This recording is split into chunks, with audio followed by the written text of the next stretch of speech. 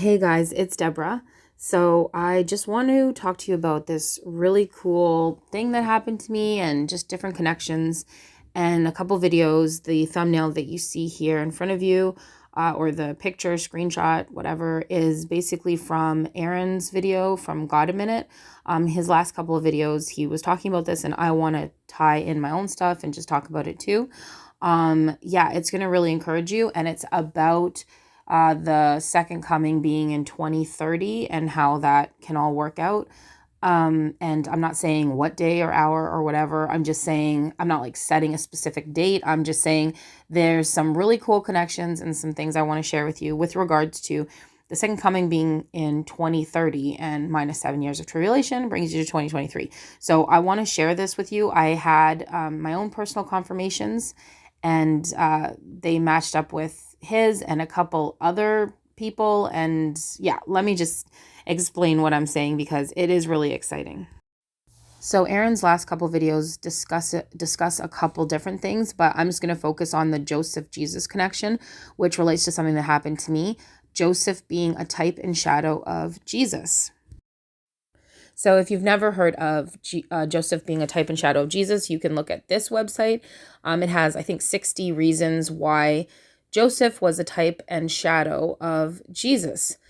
So why this is important is because the night before Aaron posted the video about all this, I had a dream in the night and or the early morning hours, and this dream had many layers, but it involved several different people, and all the people it involved, it seemed to bless them and connect with them and all these things when I told them all the details about the dream. But I'm not going to get into all those details except for the part that matters to this video, which is that in the dream, I saw a man that I didn't know at the time while I was dreaming.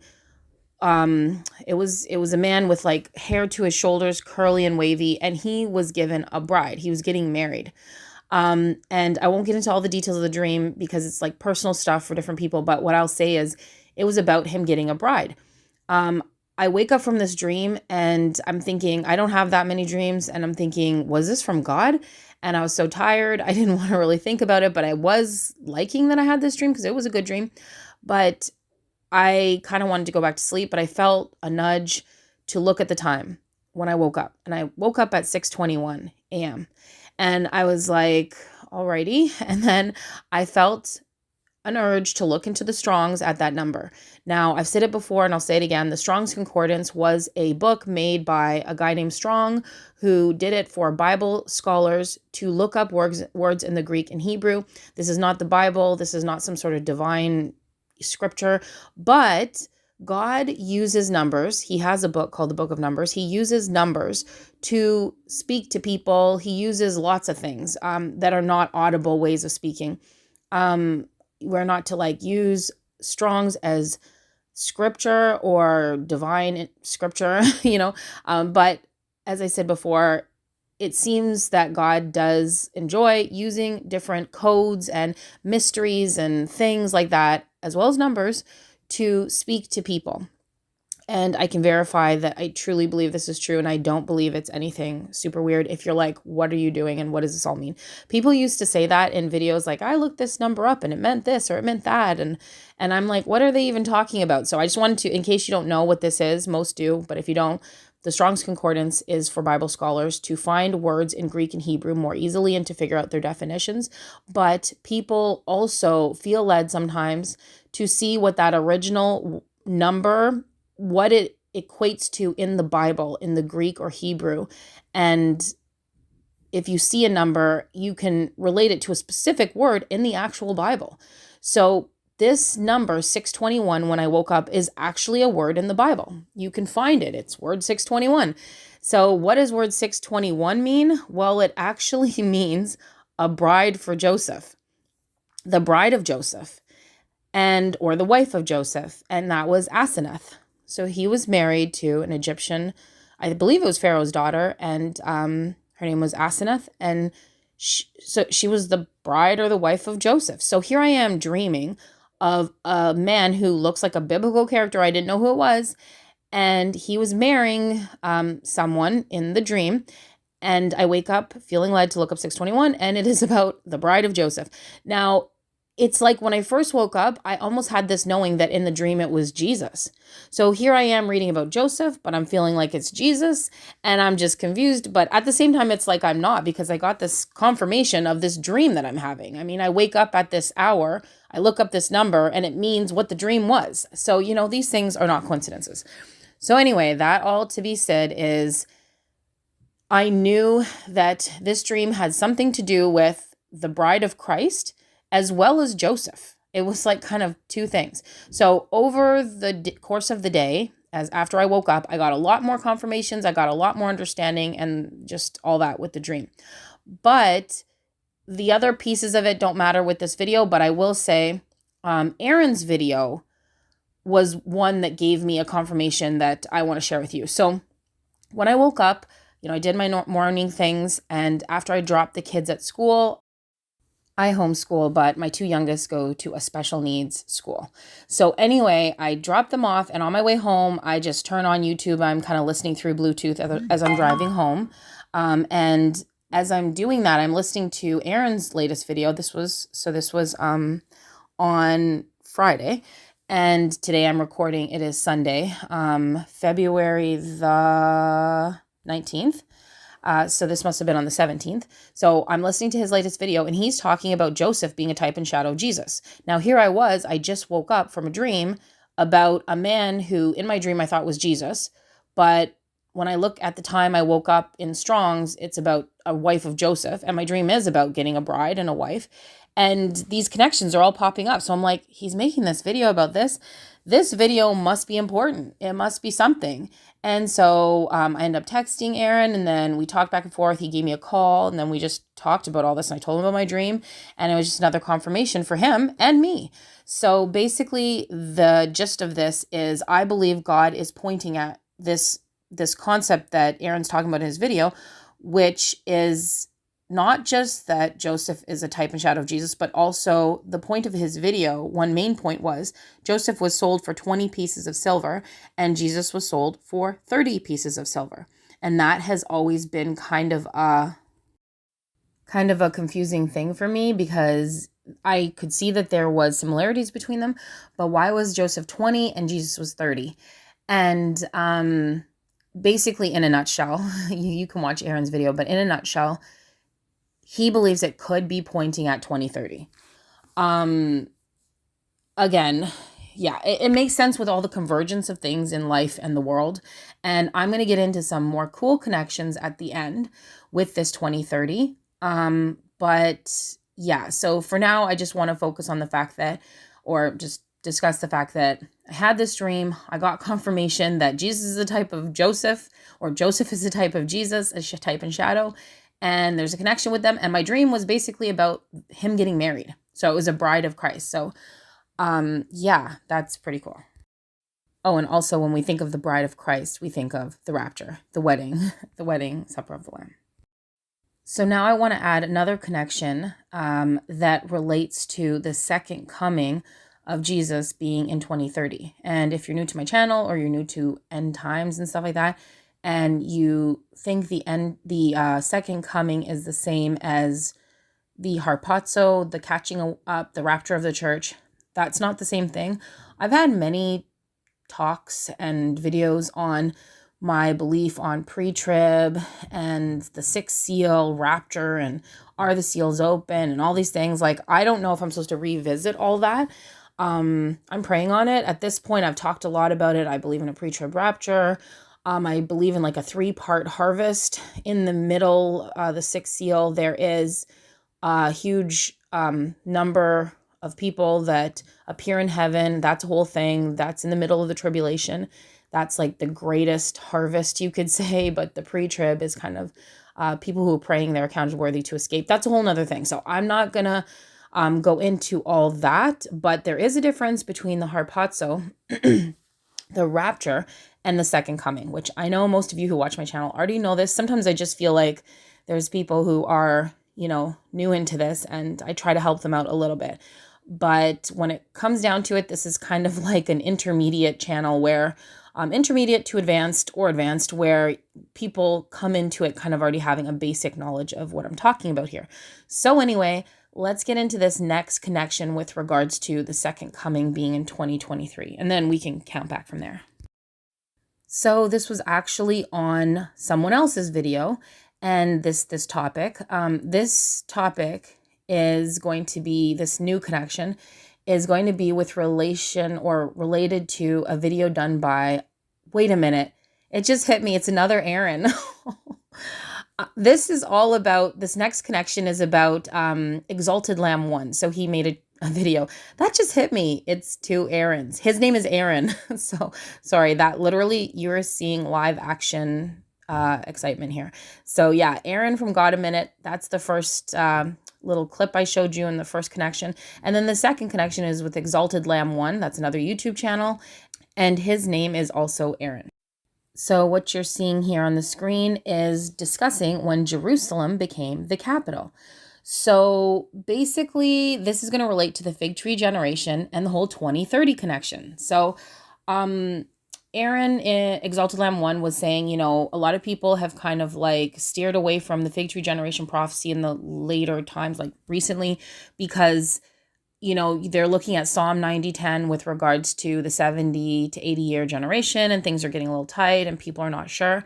But he made a really great connection. And trust me, I don't like to just prolong things when their time is up.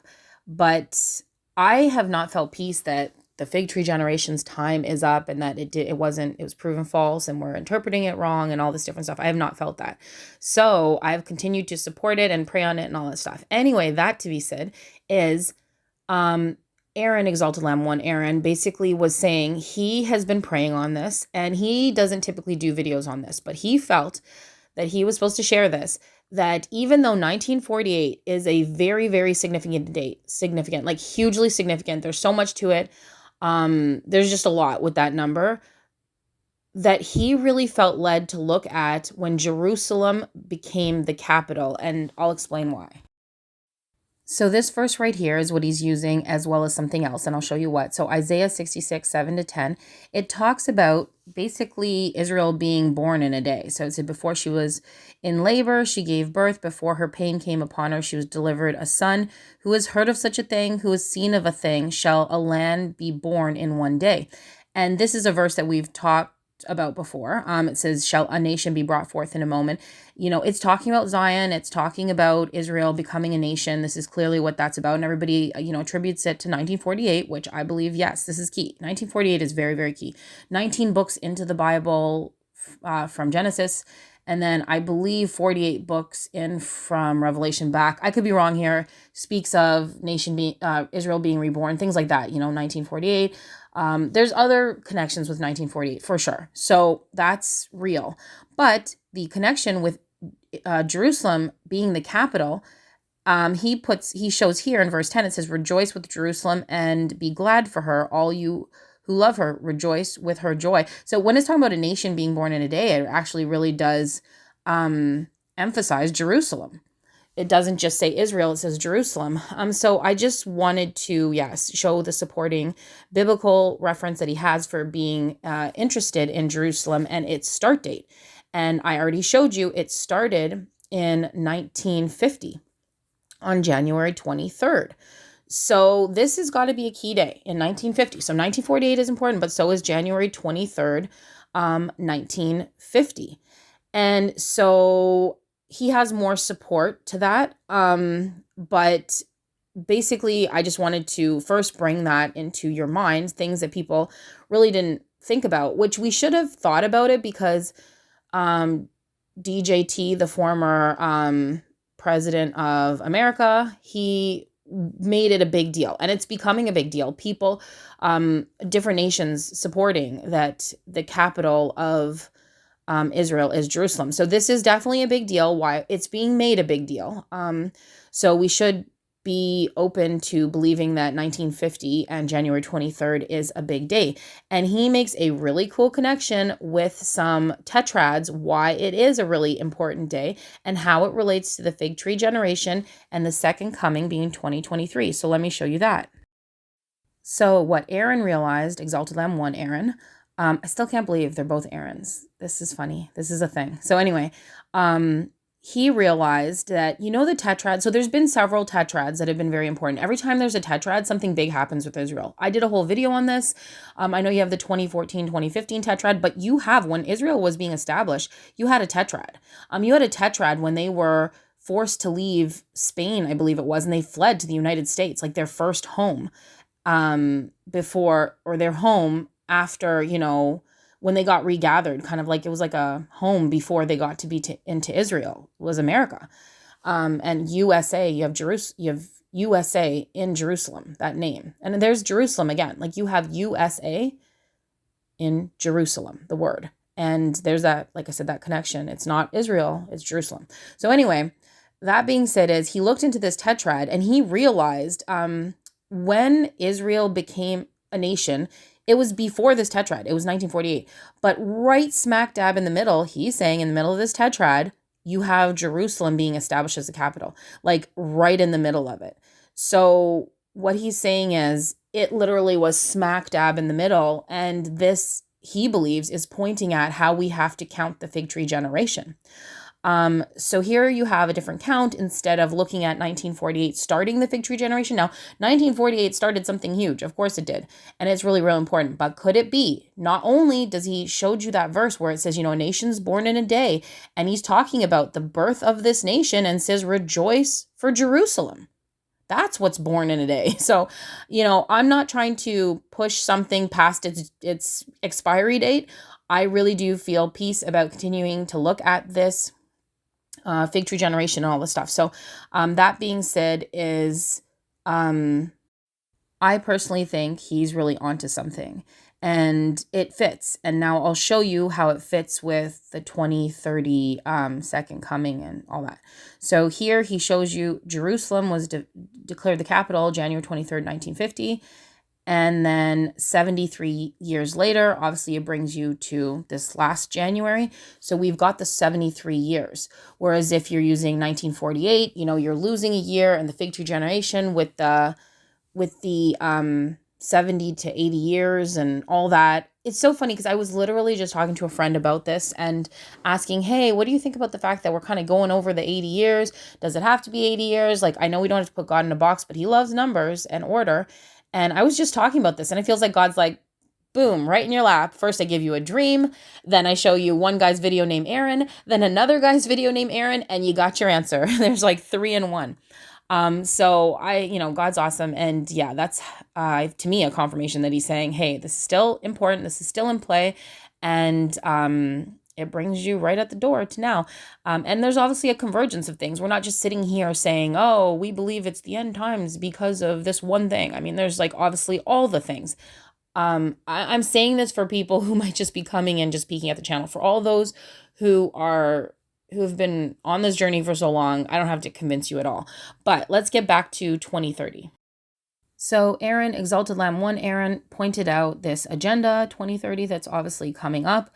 I know students in school, my husband's a high school teacher, and I know students in public school are learning about this agenda. So this is like a thing, and I'm in Canada. It's a thing. It's important, and it's not just, people who are conspiracy theorists or whatever just talking about this. Like, they're teaching this in public school.